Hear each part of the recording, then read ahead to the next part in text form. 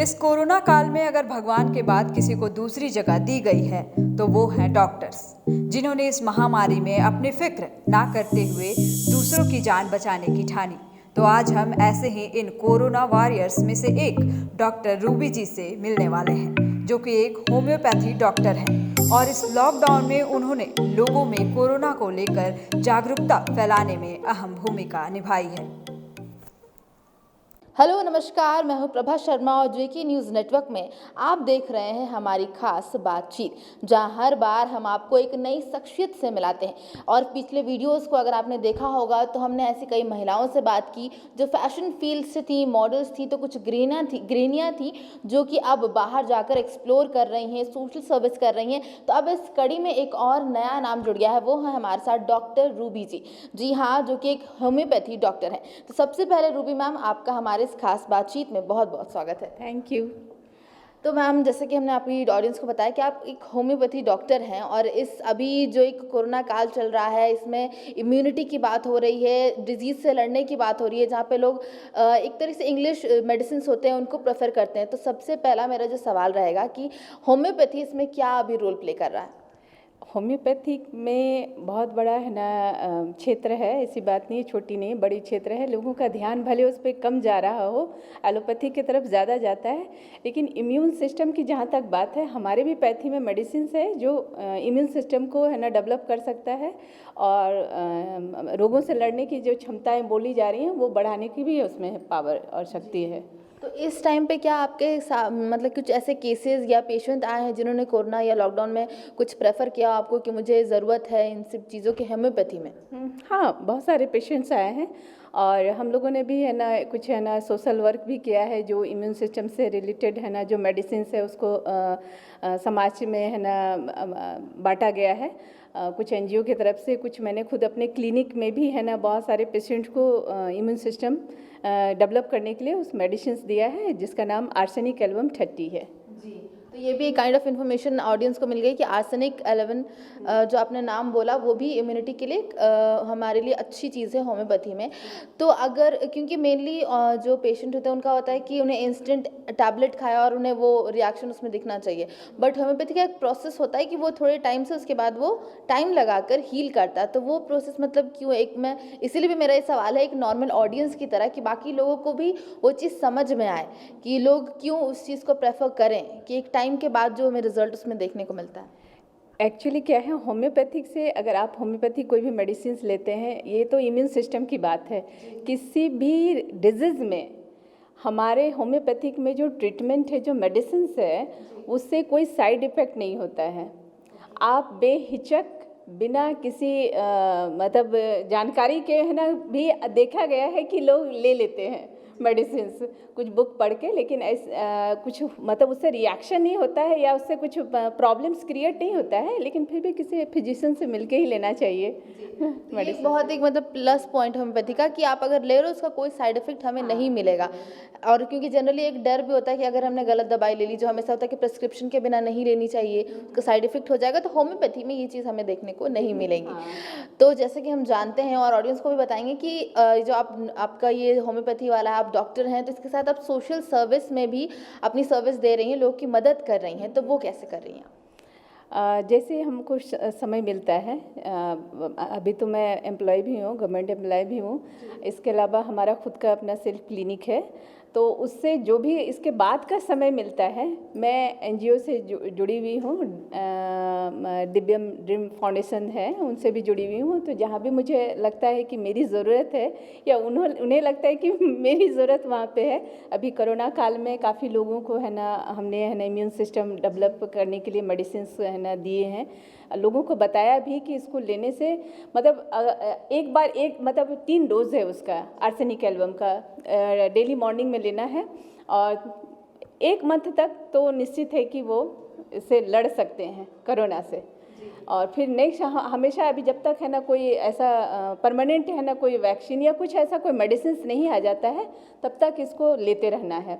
ऐसे हमारे जो एसोसिएशन है इस पे काम भी कर रहे हैं कि है ना लोग है ना किसी तरह मेडिसिन पे कि रिसर्च हो रहा है, तो रिसर्च के बाद है ना देखिए क्या होता है।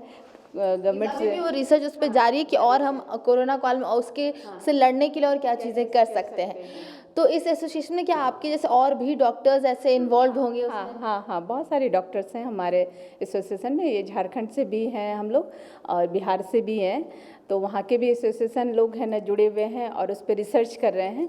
बिहार में भी होम्योपैथिक एसोसिएशन हम लोग के हैं, वो भी उस पर काम कर रहे हैं और जोर शोर से वो लोग भी है ना मेडिसिन को, मुझे लगता है कि है ना 3-4 लाख लोग को तो है ना ज़रूर हम लोगों ने मेडिसिन को है ना दिया है। लोगों के बड़ी पहल शुरू हो गई। लोगों के बीच ये वितरण किया है, दिया है कि लोग इससे बच सकें, क्योंकि ये सबसे बड़ी महामारी के रूप में अभी 2020 में है ना सब हाँ हुई है।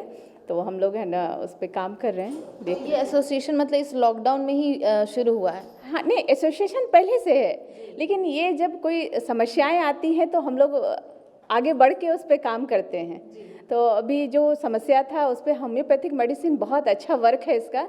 काफ़ी लोगों का हम अपने रेलवे मेडिकल हॉस्पिटल में भी काफ़ी लोगों को है ना दिया है और ऐसे भी समाज में दे रहे हैं, अपने क्लिनिक से भी है ना प्रोवाइड कर रहे हैं।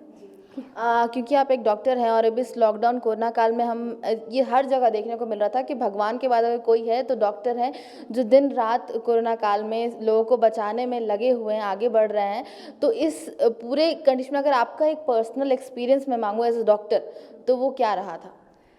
अगर पर्सनल मेरा एक्सपीरियंस मांगेगी तो अभी तो लोग इतने भयभीत थे कि है ना एक दूसरे के पास आने से भी डर रहे थे, लेकिन उन हालातों में भी मैंने जा कर के लोगों को मेडिसिन दिया है और बताया है कि नहीं, इससे लड़ना है, न कि डरना नहीं है।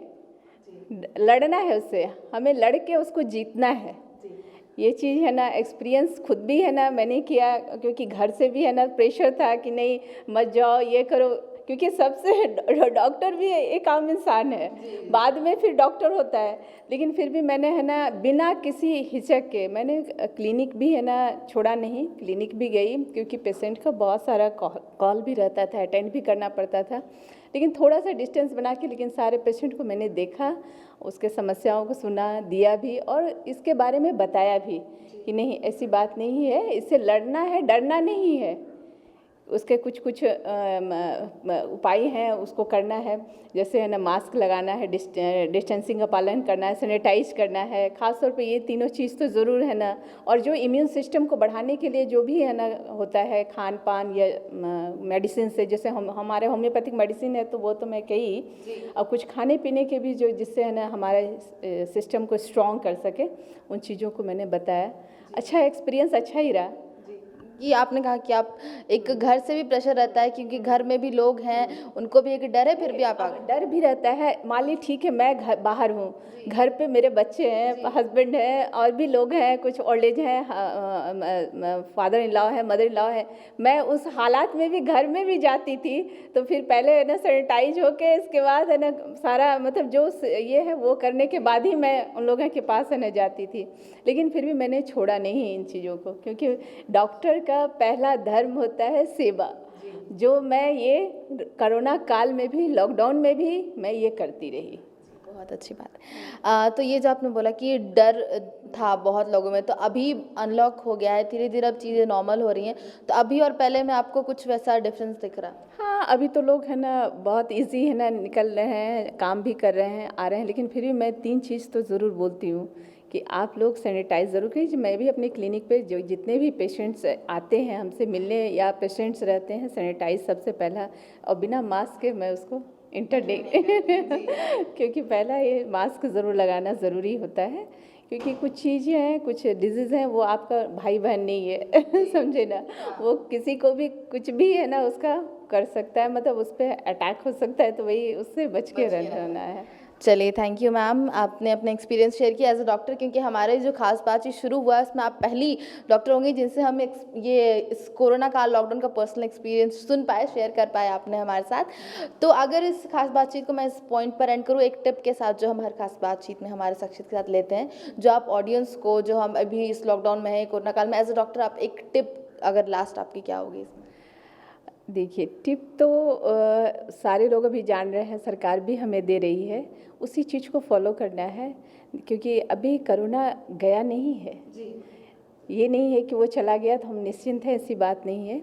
मास्क ज़रूर लगाइए, सैनिटाइज ज़रूर कीजिए, प्लस है ना डिस्टेंसिंग तो मुझे सारे लोग को पता है, डिस्टेंसिंग तो बहुत ज़्यादा नहीं हो रहा है, लेकिन सैनिटाइज करना है, मास्क लगाना है और होम्योपैथिक मेडिसिन को ज़रूर याद करना है क्योंकि होम्योपैथी के इस रोल को ज़रूर इसमें याद रखना है। और आप जो एक टिप रहा कि अभी याद रखना है इस चीज़ को कि अभी कोरोना ख़त्म नहीं हुआ है। तो ये थी हमारी आज की खास बातचीत डॉक्टर रूबी जी के साथ, जिन्होंने अपने इस लॉकडाउन और कोरोना काल के पर्सनल एक्सपीरियंस को हमारे साथ शेयर किया, कुछ टिप्स आपके लिए दिए जो आप इसमें फॉलो कर सकते हैं, होम्योपैथी मेडिसिन अपने इम्यूनिटी को बढ़ाने के लिए ले सकते हैं। तो कैसी लगी आपको हमारी आज की ये खास बातचीत, हमें ज़रूर कमेंट सेक्शन में बताइएगा। और अगर आपको ये वीडियो पसंद आई हो तो इसे करें लाइक, और हम ऐसी और भी खास बातचीत आपके लिए लेकर आते रहेंगे, तो हमारे चैनल को सब्सक्राइब और शेयर कर न भूलें।